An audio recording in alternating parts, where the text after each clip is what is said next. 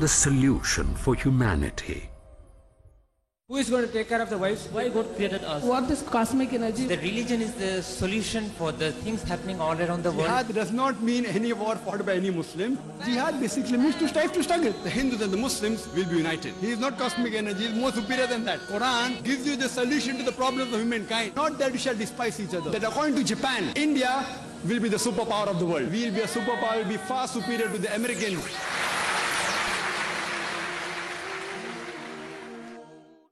Alhamdulillah, wassalatu wassalam, ala rasulillah wa ala alihi wa sahbihi ajmain, amma ba'd, a'udhu billahi minash shaitanir rajim, bismillahir rahmanir rahim, wa man ahsanu qawlan mimman da'a ila Allahi wa amila salihan, qala innani minal muslimin, rabbi shrah li sadri, wa yassir li amri, wahlul 'uqdatam min lisani yafqahu qawli.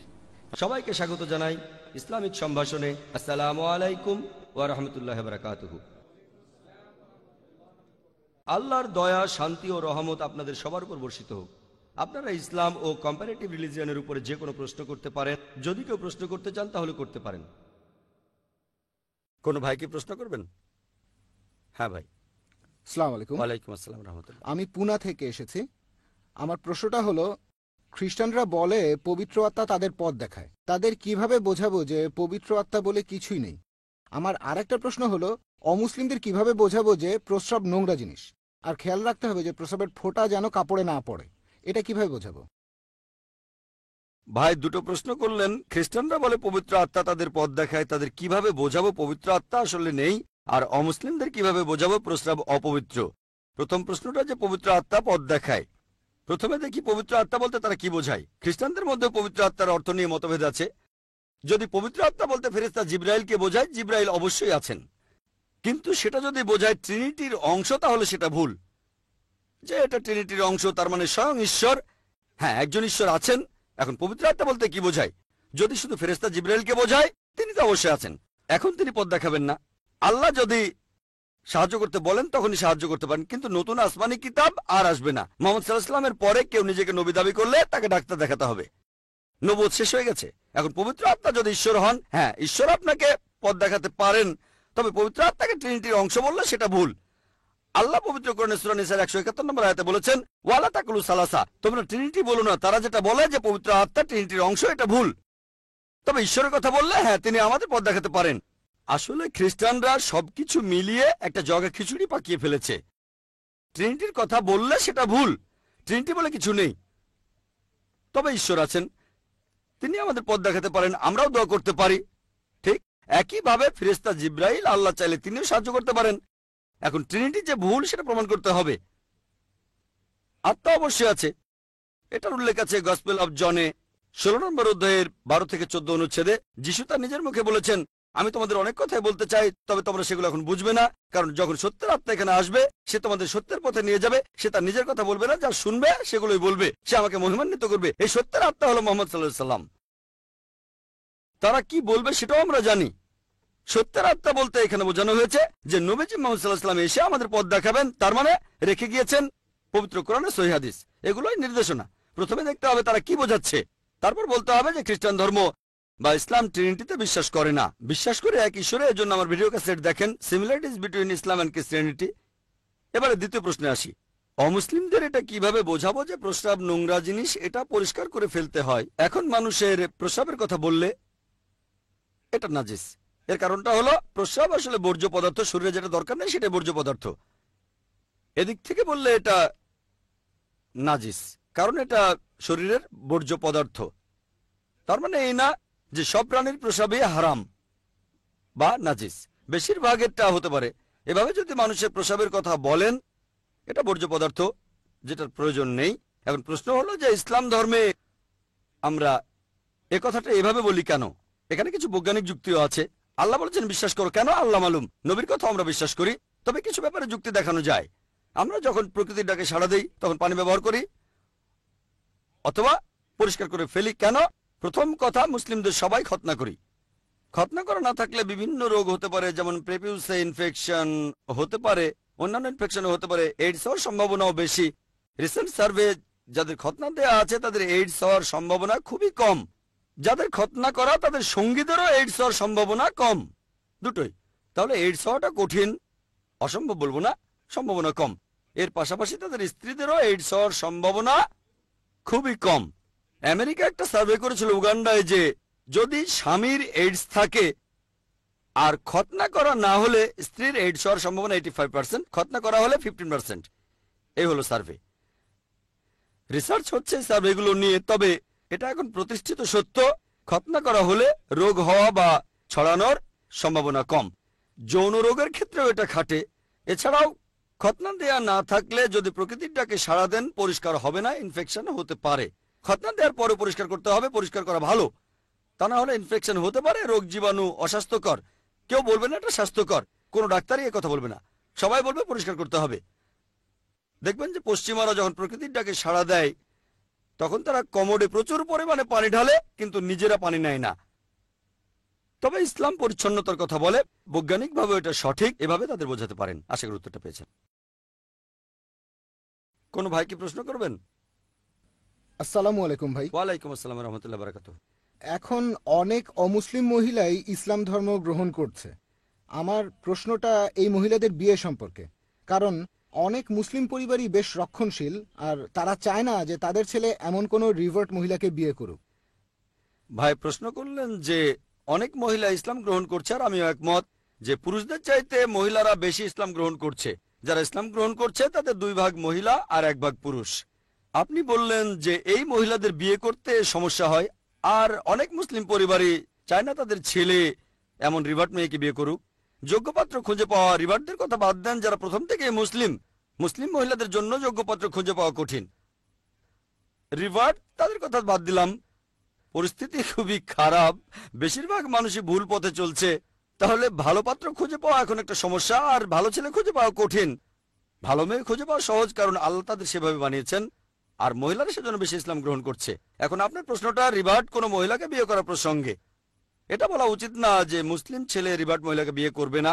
আর অনেক সময় ইসলাম গ্রহণের পেছনে অন্য কারণও থাকে, সব না, কিছু কারণ। হয়তো LBW, লাভ বিফোর ওয়েডিং, প্রেম করে বিয়ে করবেন, এক্ষেত্রে আগে ইসলাম ধর্ম গ্রহণ করতে হবে, তাই রিভার্ট হলেন। তবে আলহামদুলিল্লাহ আমি অনেক মহিলাকে দেখেছি যারা মুসলিম হচ্ছেন ইসলামের কারণেই। এখনকার দিনে অনেকে ইসলাম গ্রহণ করছে।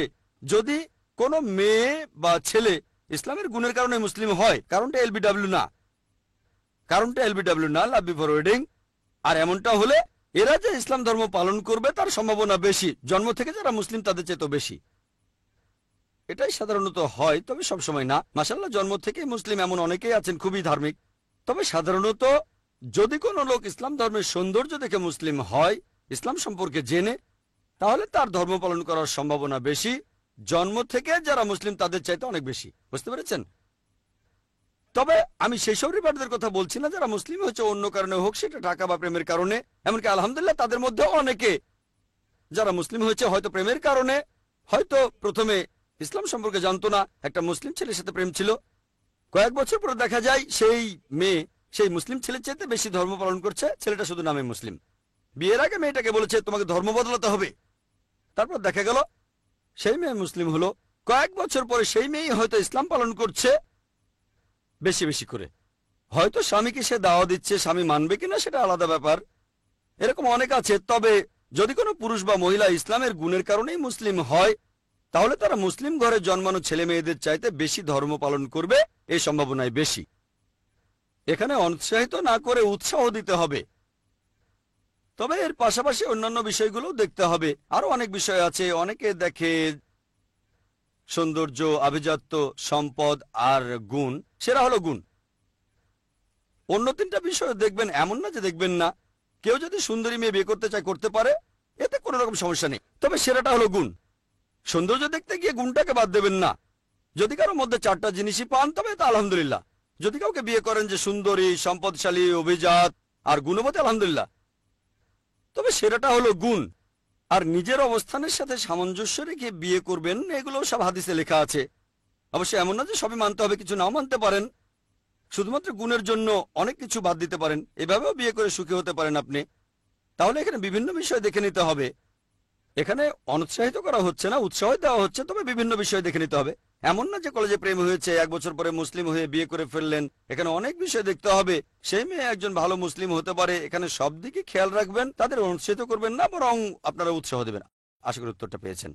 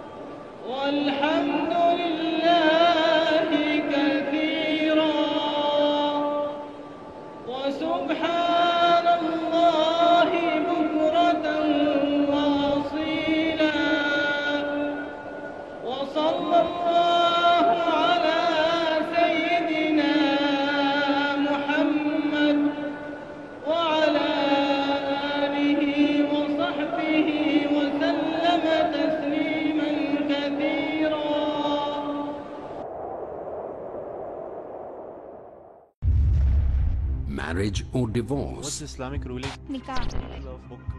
Solution or problem? Heaven or hell? There is a misconception. You choose. Beauty, wealth, family status, virtue. Decide what you want. Decide your choice. Be sad or be happy. It's your choice. Join Dr. Zakir Naik. দেখুন অর্ধাঙ্গিনী নাতিত্বাঙ্গিনী প্রতি রবিবার রাত 7:30টায় আর পুনঃ সম্প্রচার সকাল 9:30টায় বাংলাদেশে piece TV বাংলায়। إنه من يشرك بالله فقد حرم الله عليه الجنة ومأواه النار।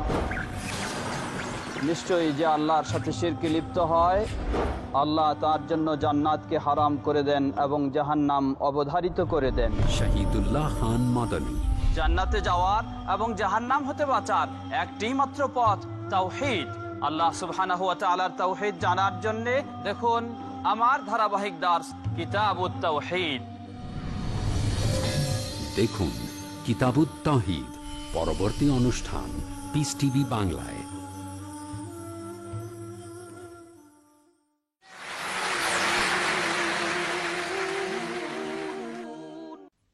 কোনো ভাই কি প্রশ্ন করবেন? হ্যাঁ ভাই। আসসালামু আলাইকুম। ওয়ালাইকুম আসসালাম। হিজরি ক্যালেন্ডার চালু হওয়ার আগে মক্কা মদিনায় কোন ক্যালেন্ডার চালু ছিল, আর সৌর বছরের সাথে এই হিজরি ক্যালেন্ডার, এই দুইটাকে আমরা কিভাবে মিলাবো? ভাই প্রশ্ন করলেন যে হিজরি ক্যালেন্ডার আসার আগে মক্কা আর মদিনায় কোন ক্যালেন্ডার ব্যবহার করা হতো, আর হিজরি ক্যালেন্ডারকে সৌর বছরের সাথে কিভাবে মিলাবো, পার্থক্যটা কি? 1 নম্বর পয়েন্ট, হিজরি ক্যালেন্ডার হিজরির আগে থেকেই চালু ছিল, তবে তারা মানত চান্দ্র বছর। ক্যালেন্ডার 2 রকমের আছে, সৌর এবং চান্দ্র। সৌরকে বলা হয় গ্রেগরিয়ান ক্যালেন্ডার, আর চান্দ্র ইসলামে এটা হিজরি। হিন্দু ধর্মে যে চান্দ্র বছর সেটার হিসাবটা অন্যরকম। পুরো পৃথিবী জুড়ে মানুষ 2 ধরনের ক্যালেন্ডার ব্যবহার করে, চান্দ্র এবং সৌর। অফিসে সাধারণত সৌর বছর মেনে চলে, যেটাকে বলে গ্রেগরিয়ান ক্যালেন্ডার। আমরা মুসলিমরা মেনে চলি হিজরি ক্যালেন্ডার, যেটা শুরু হয়েছে মুহাম্মদ সাল্লাল্লাহু আলাইহি ওয়াসাল্লামের হিজরত থেকে। নবীজি হিজরত করলেন, সেখান থেকে শুরু। সাধারণত আমরা যেটা মানি গ্রেগরিয়ান ক্যালেন্ডার অর্থাৎ সৌর বছর, যেটা খ্রিস্টকে অনুসরণ করে। তবে সেটাও ঐতিহাসিকভাবে পুরোপুরি সঠিক না, কারণ যীশুখ্রিস্ট জন্মগ্রহণ করেছে 6 বিসিতে। 6 বিসি মানে বিফোর ক্রাইস্ট। যীশুখ্রিস্ট কিভাবে 6 বিসিতে জন্মান এটা অর্থহীন, এটা একেবারে অর্থহীন। যীশুখ্রিস্ট জন্মেছেন 6 সালে বিফোর ক্রাইস্ট, এটা অর্থহীন, কোনো মানে হয় না। যাই হোক, এটার সাথে যীশুখ্রিস্টের একটা সম্পর্ক রয়েছে, সম্পর্ক আছে, কিন্তু এখানে ব্যাপারগুলো একেবারে জগা খিচুড়ি পাকিয়ে গেছে। পুরো ক্যালেন্ডারটাই তারা বদলে ফেলেছে। এটাকে আরো বলে সিই, ক্রিশ্চিয়ান এরা। আর বিসির পরে অ্যান্নো ডোমিনি, এটাকে অবশ্য অনেকে ভুল করে বলে after death. Before Christ BC সমস্যা নেই। হ্যাঁ, অ্যান্নো ডোমিনি ল্যাটিন ভাষা, in the year of Lord. তাই আমরা বলি সিই, ক্রিশ্চিয়ান এরা, এটাই সঠিক। এখন জানতে চাইলেন পার্থক্যটা কি। সৌর এবং চান্দ্র ক্যালেন্ডারের মধ্যে পার্থক্য হিজরি আর গ্রেগরিয়ান ক্যালেন্ডারের। দেখবেন সৌর ক্যালেন্ডারে একটা নির্দিষ্ট তারিখ নির্দিষ্ট সিজনে আসে। সৌর ক্যালেন্ডারের ভিত্তি হলো সূর্য। 24 ঘন্টা, পৃথিবী একবার আবর্তিত হয় একদিন, এরপরে একটা প্রদক্ষিণ, সূর্যের চারপাশে ঘুরে আসতে সময় লাগে 1 বছর। এখন সৌর ক্যালেন্ডার যদি দেখেন, জলবায়ু নির্ভর করে সূর্যের উপর, চাঁদের উপর না। তাই সৌর ক্যালেন্ডার ব্যবহার করলে একটা নির্দিষ্ট দেশে একটা নির্দিষ্ট জায়গায় নির্দিষ্ট কোনো মাসের নির্দিষ্ট তারিখ সবসময় একই সিজন হয়। এখানে মৌসুমী বায়ু আসে জুনে, জুলাই, আগস্ট, সেপ্টেম্বরে বৃষ্টি হয়, তারপরে শীতকাল আসে নভেম্বর, ডিসেম্বর, জানুয়ারি, তারপরে গ্রীষ্মকাল। তাহলে গ্রীষ্ম, বর্ষা, শীত তারিখটা একই রকম থাকবে। একইভাবে শরৎ, হেমন্ত, বসন্ত আসবে। এভাবে ঋতুগুলোর দিন তারিখ সবই ঠিক থাকবে। এখন যেহেতু জলবায়ু নির্ভর করে সূর্যের উপরে, পৃথিবীর প্রদক্ষিণের উপরে, চান্দ্র ক্যালেন্ডারে নির্ভর করি চাঁদের উপরে, তাহলে চান্দ্র ক্যালেন্ডার ঋতুগুলোর মাস তারিখ একরকম থাকবে না, সবসময় বদলে যাবে। সৌর ক্যালেন্ডারের সাথে তুলনা করলে চান্দ্র ক্যালেন্ডারে দেখবেন আনুমানিক 11 দিন কম থাকে, সৌর ক্যালেন্ডারের তুলনায় 11 দিন কম। তাহলে চান্দ্র ক্যালেন্ডার মেনে চললে প্রতি 33 বছরে সৌর ক্যালেন্ডারের চাইতে 1 বছর বেশি হবে। তাহলে সৌর ক্যালেন্ডারে আমার বয়স যদি 33 বছর হয়, চান্দ্র ক্যালেন্ডারে হবে 34। 11 দিনকে 33 দিয়ে গুণ করলে আনুমানিক 1 বছর পাবেন। তবে সুবিধাটা দেখেন, আমরা মুসলিমরা চান্দ্র ক্যালেন্ডার মানি। সুবিধাটা হলো আমাদের মুসলিমদের কিছু মাস রয়েছে, যেমন রমজান, সিয়াম সাধনার মাস, 9 নম্বর মাস। এই রমজান মাসে আমরা মুসলিমরা রোজা রাখি। এখন যদি রোজা হয়, ধরেন এখানে এখন চলছে শীতকাল, তাহলে পৃথিবীর অন্য প্রান্তে গ্রীষ্মকাল। এটা সৌর বছর হলে সেই প্রান্তের মানুষ সবসময় গ্রীষ্মকালেই রোজা রাখত। তখন তারা হয়তো বলতো, আল্লাহ আমাকে এখানে পাঠিয়েছেন কেন, রোজা সবসময় গ্রীষ্মকালে পড়ে, অন্য প্রান্তের মানুষ সবসময় রোজা পায় শীতে। তাহলে 33 বছরে ইনশাল্লাহ রোজা পাবেন গ্রীষ্ম, শীত, শরৎ, হেমন্ত, বসন্ত, সবগুলো ঋতুতে পাবেন। আর আল্লাহর ইচ্ছায় আপনারা বছরের সব ঋতুতে রমজান মাস দেখতে পাবেন। এটা অনেক বৈজ্ঞানিক, অনেক যৌক্তিক। তাই রমজান, হজ ইত্যাদি বিভিন্ন ঋতুতে পাবেন, আপনারা বিভিন্ন আঙ্গিকে দেখতে পাবেন। আমার মতো চান্দ্র ক্যালেন্ডার ব্যবহার করা যৌক্তিক। যদি ইসলামিক বিষয়ে গুরুত্ব দেন, এটা তুলনামূলকভাবে অনেক বেশি বৈজ্ঞানিক এবং যৌক্তিক। আশা করি উত্তরটা পেয়েছেন। কোনো ভাই কি প্রশ্ন করবেন? হ্যাঁ ভাই। আসসালামু আলাইকুম। ওয়ালাইকুম আসসালাম রহমতুল্লাহ। জিহাদ শব্দটার অর্থ আসলে কি? ভাই প্রশ্ন করলেন জিহাদের অর্থ কি। জিহাদ একটা আরবি শব্দ, যার অর্থ চেষ্টার সংগ্রাম করা। এটা এসেছে আরবি শব্দ জাহাদা থেকে, চেষ্টা আর সংগ্রাম করা। তাহলে জিহাদ অর্থ চেষ্টা আর সংগ্রাম করা। তবে অনেকেরই ভুল ধারণা আছে, শুধু অমুসলিমদের নয়, অনেক মুসলিমদেরও এই ধারণা আছে যে যদি কোনো মুসলিম কোনো যুদ্ধ করে যে কোনো কারণে, তাহলে সেটাই হচ্ছে জিহাদ। হোক সেটা ব্যক্তিগত কারণে, টাকা পয়সার কারণে, অথবা যদি হয়ে থাকে কোনো রাজনৈতিক কারণে, অথবা যদি হয় এলাকার কারণে, অথবা খ্যাতির জন্য। যখনই মুসলিমরা কোনো যুদ্ধ করে সেটাই জিহাদ। এটা একেবারে সম্পূর্ণরূপে ভুল ধারণা। জিহাদ মানে চেষ্টা আর সংগ্রাম করা। আর ইসলামিক পরিভাষায় জিহাদ এর অর্থ কারণ নিজের খারাপ প্রবৃত্তির বিরুদ্ধে সংগ্রাম করা। এছাড়াও জিহাদের অর্থ সমাজের উন্নতির জন্য চেষ্টা আর সংগ্রাম করা। আরও জিহাদের অর্থ আত্মরক্ষার জন্য যুদ্ধ করা, আত্মরক্ষার জন্য সংগ্রাম করা কোনো যুদ্ধের ময়দানে। এছাড়াও জিহাদের অর্থ অত্যাচারের বিরুদ্ধে সংগ্রাম করা। তাহলে জিহাদের মানে চেষ্টা আর সংগ্রাম করা। যদি কোনো ছাত্র স্কুলের পরীক্ষায় পাশ করার জন্য চেষ্টা আর সংগ্রাম করে যায়, সেটা জিহাদ। তাহলে জিহাদের অর্থ চেষ্টা আর সংগ্রাম করা। অনেকেরই ভুল ধারণা আছে যে জিহাদ এটা করতে পারে শুধু মুসলিমরা। আল্লাহ সুবহানাহু ওয়া তাআলা পবিত্র কোরআনে সূরা লুকমানের 15 নম্বর আয়াতে বলেছেন, এছাড়াও সূরা আনকাবুতের 8 নম্বর আয়াতে বলেছেন যে বাবা মা জিহাদ করে যাতে করে তাদের সন্তান আল্লাহ তাআলা বাদে অন্য কারো ইবাদত করে। তাহলে অমুসলিম বাবা মা জিহাদ করছে যাতে তাদের সন্তান শিরক করে। তাহলে অমুসলিমরাও জিহাদ করে। তবে মুসলিমরা যখন জিহাদ করে সেটা জিহাদ ফি সাবিলিল্লাহ, আল্লাহ তাআলার পথে চেষ্টা সংগ্রাম করা। আর অমুসলিমরা করে জিহাদ ফি সাবিল শয়তান, শয়তানের পথে সংগ্রাম করা। তাহলে জিহাদ অর্থ চেষ্টার সংগ্রাম করা। বিস্তারিত জানতে চাইলে আমার ভিডিও ক্যাসেট দেখেন, টেররিজম এন্ড জিহাদ ইন ইসলামিক পার্সপেক্টিভ। আশা করি উত্তরটা পেয়েছেন। হ্যাঁ ভাই। আসসালামু আলাইকুম। কয়েকদিন ধরে বোম্বে শহরের অলিতে গলিতে বিভিন্ন পোস্টার দেখছি, ইমাম মাহদী ফাউন্ডেশন থেকে ছাপা হয়েছে। বলা হয়েছে যে ইমাম মাহদী চলে এসেছেন, চাঁদের উপর ওনার মুখ দেখা গেছে। ওনার মুখ চাঁদের উপর দেখা গেছে। পোস্টারগুলো হিন্দি, ইংলিশ আর উর্দুতে ছাপা হয়েছে। বোম্বের অনেক জায়গাতেই লাগানো হয়েছে। এ ব্যাপারে আপনি কিছু বলবেন? ভাই প্রশ্ন করলেন যে বোম্বে শহরের বিভিন্ন রাস্তায় কিছু পোস্টার লাগানো হয়েছে ইমাম মাহাদি ফাউন্ডেশন থেকে। ইমাম মাহাদি এসেছেন আর চাঁদের উপর ওনার মুখ দেখা গেছে। আমি এমন কোনো পোস্টার দেখিনি, তবে থাকতে পারে। আর চাঁদের উপর ওনার মুখ দেখা গেছে কিনা সে সম্পর্কেও কিছু জানি না। তবে ইমাম মাহাদি সম্পর্কে বেশ কিছু হাদিস আছে, কিছু গাইডলাইন আছে। তিনি আসবেন। কেউ কেউ বলে চলে এসেছেন, তিনি এসেছেন এমন কোনো কথা আমি শুনিনি। তবে হাদিস বলছে তিনি অবশ্যই আসবেন ইনশাল্লাহ। আর ইমাম মাহাদি ফাউন্ডেশন নামে কোনো ফাউন্ডেশন আমি চিনি না। আর চাঁদের উপর ওনার মুখ দেখা গিয়েছে সেরকম কথাও আমি শুনিনি। আর আপনারা দেখবেন যে ইতিহাসে এ পর্যন্ত কয়েকশো মাহাদি এসেছেন আর গিয়েছেন। সুদানে, আফ্রিকায়, পাকিস্তানে, হায়দ্রাবাদে, ইন্ডিয়ায়, অনেক জায়গায় অনেকে এসেছেন, আবার চলেও গেছেন। প্রত্যেকে দাবি করে তিনি আসল মাহাদি। এখানে কিছু নিদর্শন থাকবেন ইনশাআল্লাহ। ইমাম মাহাদি আসবেন, ঈসা আলাইহিস সালামও আসবেন, অবশ্যই তারা আসবেন। আর পৃথিবীতে একদিন খিলাফত প্রতিষ্ঠিত হবে। আমরা অপেক্ষা করছি ইনশাআল্লাহ। তবে আমাদের কোরআন আর হাদিস মেনে চলতে হবে। তিনি কবে আসবেন জানি না, এখন না পরে আসবেন তা জানি না। আমাদের কোরআন এবং হাদিস মেনে চলতে হবে, সেটাই গুরুত্বপূর্ণ। যারা নিজেদের ইমাম মাহাদি বলেছেন বেশিরভাগই কোরআন এবং সুন্নাহ থেকে সরে গিয়েছিলেন। তাই আমাদের কোরআন এবং হাদিস মেনে চলতে হবে আর আল্লাহ রাসূলের আদেশ মানতে হবে। আশা করি উত্তরটা পেয়েছেন। হ্যাঁ ভাই। আসসালামু আলাইকুম। ওয়ালাইকুম আসসালাম ওয়া রাহমাতুল্লাহ। জাকির ভাই, আমরা ভালো কাজে উৎসাহ দেই আর খারাপ কাজে নিষেধ করি। এখন মুসলিম এলাকায় যে মদের দোকানগুলো আছে তারা যেন অন্তত পক্ষে মুসলিম এলাকায় মদ বিক্রি না করে, সেজন্য কি করতে পারি? আপনি কি বলেন? ভাই প্রশ্ন করলেন আর সূরা ইমরানের 110 নম্বর আয়াতের উদ্ধৃতি দিলেন, যেখানে বলা হয়েছে কুনতুম খায়রা উম্মাতিন উখরিজাত লিন-নাস তা'মুরুনা বিল মারুফ ওয়া তানহাউনা আনিল মুনকার ওয়া তু'মিনুনা বিল্লাহ। মুসলিমরা তোমরাই শ্রেষ্ঠ উম্মত, কারণ তোমরা সৎ কাজে নির্দেশ দাও, অসৎ কাজে নিষেধ করো, আল্লাহকে বিশ্বাস করো। আপনি বলছেন যে ইন্ডিয়ায় অনেক মদের দোকান আছে, বিশেষ করে যেগুলো মুসলিম এলাকায়, এরা যাতে মদ বিক্রি না করে সেজন্য আমরা কি করতে পারি?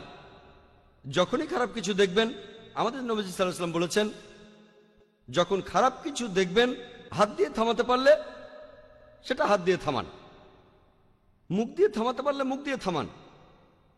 কমপক্ষে আপনি মনে মনে অভিশাপ দেন, আর এটা করলে হবেন একেবারে নিচু স্তরের মুমিন। খারাপ জিনিসকে থামানোর অনেক পদ্ধতি হতে পারে, হাত অথবা মুখ, এর কোনোটাই যদি করতে না পারেন তাহলে মনে মনে অভিশাপ দেন। এখানে অনেক কিছু করতে পারেন, তাদের বোঝাতে পারেন। সেই মদের দোকানের মালিক যদি মুসলিম হয়, বুকলেট বিলি করতে পারেন কোরআনের আয়াতের উদ্ধৃতি দিয়ে, হাদিসের উদ্ধৃতি দিয়ে, ইত্যাদি ভাবে। এখন দোকানের মালিক মুসলিম হোক কি অমুসলিম, আপনি মানুষকে সচেতন করে তুলতে পারেন যে মদ স্বাস্থ্যের জন্য ক্ষতিকর। পরিসংখ্যান বলেন, কোরআন হাদিসের উদ্ধৃতি দেন, পরিসংখ্যান তাদের দেখান মদ কি কি ক্ষতি করে, মদে কি ক্ষতি হয়, কতজন মানুষ মারা গেছে, কি কি রোগ হতে পারে সেটা জানান। আমি ইসলামে অনুমোদিত খাবারের উপরে একটা লেকচার দিয়েছিলাম, সেখানে অ্যালকোহলও ছিল। এছাড়াও এই প্রশ্নের উত্তরটা আপনি পাবেন আমাদের ওয়েবসাইটে। পুরো লেকচারটা অ্যালকোহল নিয়ে না, তবে সেখানে কিছু পয়েন্ট বলেছি, কিছু পয়েন্ট যুক্তির, কিছু পয়েন্ট বিজ্ঞানের, বিভিন্ন অসুখ বিসুখের, কিছু কোরআনের আয়াতের, বাইবেলের অনুচ্ছেদের, বেদের কথাও সেখানে বলেছি। এই কথাগুলো নিয়ে একটা বুকলেট বানান, মদের ক্ষতিকর দিকগুলো নিয়ে একটা বুকলেট বানিয়ে সেটা বিলি করতে পারেন। আমাদের কাজ আল্লাহ পবিত্র কোরআনে বলেছেন, সূরা গাশিয়ার 21 নম্বর আয়াতে উল্লেখ করা হয়েছে, ফাযাক্কির ইন্নামা আনতা মুযাক্কির। আল্লাহ নবীজিকে বলেছেন তোমার কাজ হলো উপদেশ দেয়া। একজন নবীর দায়িত্ব উপদেশ দেয়া, একইভাবে আমরা উপদেশ দেব। তাদের মানসিকতা বদলানো আল্লাহ তাআলার হাতে। আমরা যথাসাধ্য চেষ্টা করব, এই কাজটা বন্ধ করার চেষ্টা করব, অন্তত বলতে পারবো চেষ্টা করেছিলাম। ফলাফলটা পরের ব্যাপার। এটা করতে গেলে বুকলেট বিলি করেন, তাদের সাথে আলোচনা করেন, সেমিনারের ব্যবস্থা করেন। সেই এলাকায় মদ খেলে কি কি ক্ষতি হয় বিভিন্ন ধর্মগ্রন্থের উদ্ধৃতি দেন, ইসলামিক ধর্মগ্রন্থ, বাইবেল, বেদের উদ্ধৃতি দেন, সচেতন করেন, ক্যাম্পেইন করেন, ওয়ার্কশপ করেন, এরকম অনেক কিছু করতে পারেন। তবে সব মানুষই সবকিছু করতে পারে না। লোকে বলে আপনি কি করবেন, অনেক কিছু করা যায়। তাহলে মদ বিক্রি বন্ধ করতে এগুলো করতে পারেন। যদি চান দোকান মালিকের সামনে হিকমার সঙ্গে কথা বলবেন, সেটাও করতে পারেন, আপনার উপরে নির্ভর করবে। মালিক যদি মুসলিম হয় তাহলে তার সঙ্গে দেখা করতে পারেন আর হিকমার সাথে কথা বলেন। এভাবে মুসলিম মালিকদের সাথে কথা বলেন। মালিক অমুসলিম হলে বেদ থেকে উদ্ধৃতি দেন, এটা আপনার উপরে নির্ভর করবে। আর এভাবে আপনি মালিক আর কাস্টমারদের সচেতন করতে পারেন। দুটোর যে কোনো একটাই সফল হতে পারবেন, না হলেও চেষ্টা তো করেছেন। আল্লাহ তাআলাকে বলতে পারবেন এই খারাপ কাজটা থামানোর জন্য আমি যথাসাধ্য চেষ্টা করেছি। আশা করি উত্তরটা পেয়েছেন। কোনো ভাইকে প্রশ্ন করবেন? আসসালামু আলাইকুম। ওয়ালাইকুম আসসালাম রহমতুল্লাহ। স্কুলে বা কলেজে ভর্তির জন্য ডোনেশন দেয়া এর অনুমতি আছে?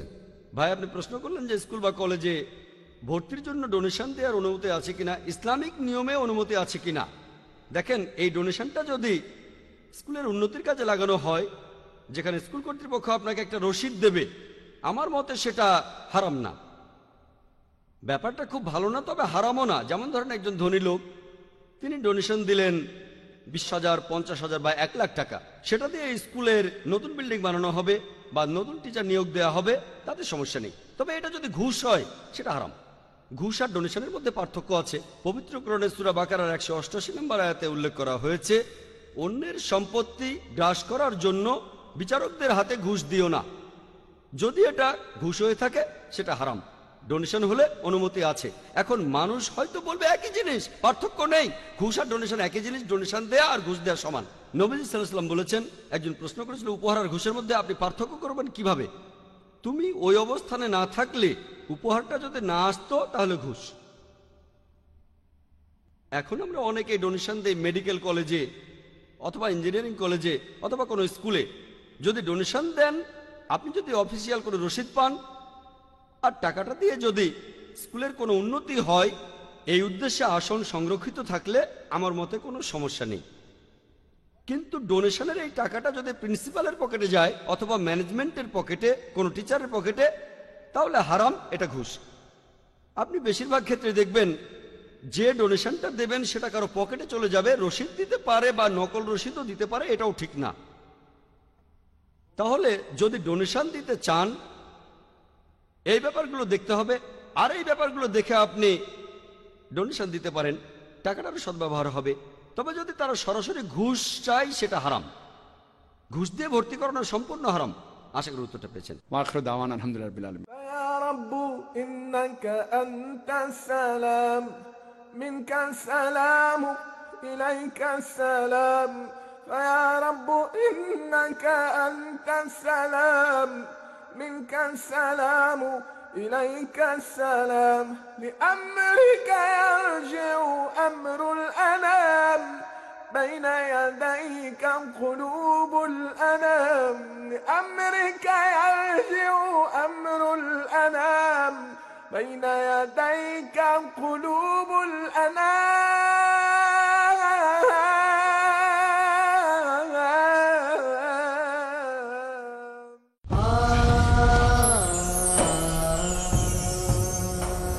আসসালামু আলাইকুম ওয়া রাহমাতুল্লাহ। আমি মোহাম্মদ হাশিম মাদানী আপনাদের জানাচ্ছি আমার পক্ষ থেকে এবং পিস টিভি বাংলার পক্ষ থেকে জানাচ্ছি ঈদুল আজহার অভিনন্দন।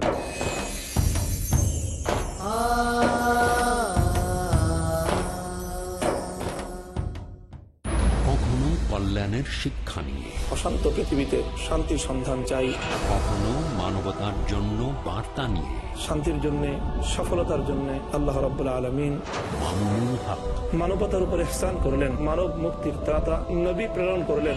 প্রয়োজন হলে ইসলাম সর্বদা এগিয়ে এসেছে। ইসলাম প্রকৃত অর্থে শান্তি কায়েম করার জন্য শান্তির সমাজ গঠনের নির্দেশনা দিয়েছে। জানুন শান্তির জন্য ইসলামের অবদান, সমাজে শান্তি প্রতিষ্ঠায় ইসলাম। আজ রাত 8:30 পুনঃ সম্প্রচার সকাল 7টায় বাংলাদেশে পিস টিভি বাংলায়।